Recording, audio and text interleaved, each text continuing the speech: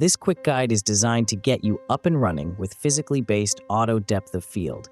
Today, we're diving into the latest on version 1.3 in Unity. Let's go through our new quick start with some housekeeping.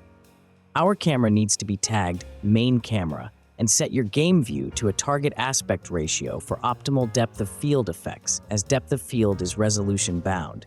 Free aspect wouldn't work as intended.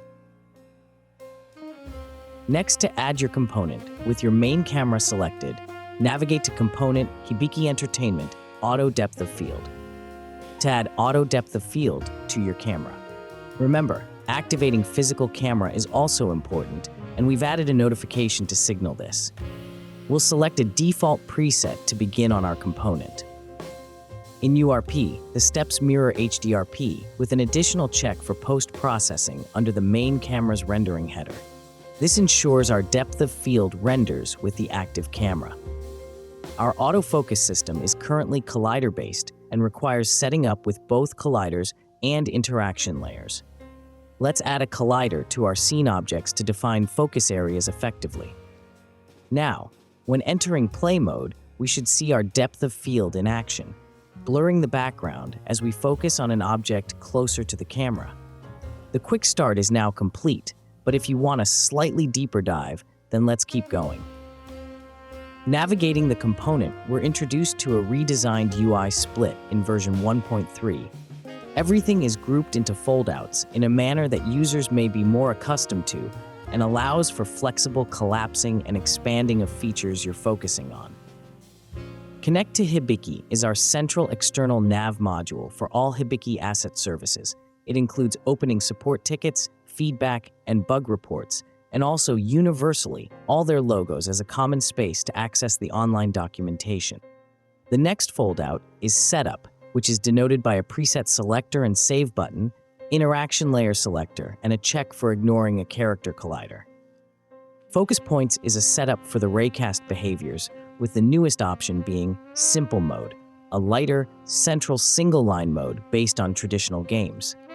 For more advanced control, we delve into FOV multipliers of accurate mode, max distance, and transition times, tuning these settings to fit our scene's needs and saving to presets.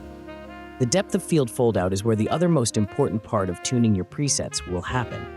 It also provides some exclusive HDRP exposed parameters that can enable the highest quality of depth, useful for photo modes, cinematic, ray, and path tracing modes. The glass check we will cover more later allows depth to penetrate transparent objects. And lastly, our debug modes are useful for both debugging and monitoring depth. We won't be fully covering experimental features here and instead provide dedicated videos for them. Now, let's move on to our features, which are pipeline agnostic. Override volumes are local volumes that live in the scene and can dynamically shift the autofocus behavior. They can also be appended to existing volumes for a cleaner workspace. You can even use a typical volume with full manual control over the depth of field using higher priority than 99. To add an override volume, you can right-click the hierarchy to bring up the context menu and navigate to Hibiki Entertainment, Depth of Field, Override Volume, or the component menu of a game object to add it to its anchor point. This is useful if you want to add to an existing volume. Once added, you can tune all the features similar to the core component and receive dynamic adjustments to the autofocus behaviors when we enter it. In URP, we're showing here the glass tag with a glass cube. When a transparent object is tagged glass, you can specify it as a look-through object for the system. This can be tweaked with a focus offset and allows the system to skip a specified amount of objects to autofocus on any remaining beyond that point. We find tuning presets is our hardest concept to touch because making a preset relies on understanding your scenes, so we've arranged some footage here of setups. Presets are there to tune a camera state to a specific part of your project. Could be a scene, could be cinematic, could be for long shots, close-ups, or wide vistas. Controlling the depth of field for these specific looks. When you tune, you take the max or average distance of the area and tune the aperture according to your needs. We refer to the best max distance as the pop because when you hit it, your aperture will pop from base to extended and vice versa. If you're using HDRP, you can see this in the pipeline debugger view. The screen will suddenly go blue and everything will take form. It takes a little practice, but once you understand the concept, you'll be able to tune it to any open-air scene, forest, building, or room within moments. An exciting extension feature is integrating physically based auto depth of field with Cinemachine. It enhances cinematic effects, blending another form of autofocus seamlessly into the virtual camera and your project cinematography. The steps within URP and HDRP are mostly the same. However, there are a few differences and behaviors to be mindful of. In HDRP, add a Cinemachine camera, a Cinemachine volume. Next, our physically based auto depth of field extension. After, create or add a volume profile to your Cinemachine volume and add depth of field component, setting its mode to physical camera and focus distance mode to camera.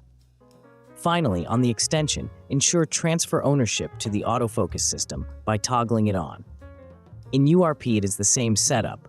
However, URP's system is different, and you could just add a Cinemachine virtual camera and autofocus will be automatically on. However, to add more control, you should follow the HDRP setup. When transfer is on, the depth, lens, and aperture settings all belong to the autofocus system. When off, it's then back to Cinemachine. You can leverage these different modes across different virtual cameras and manual overrides too.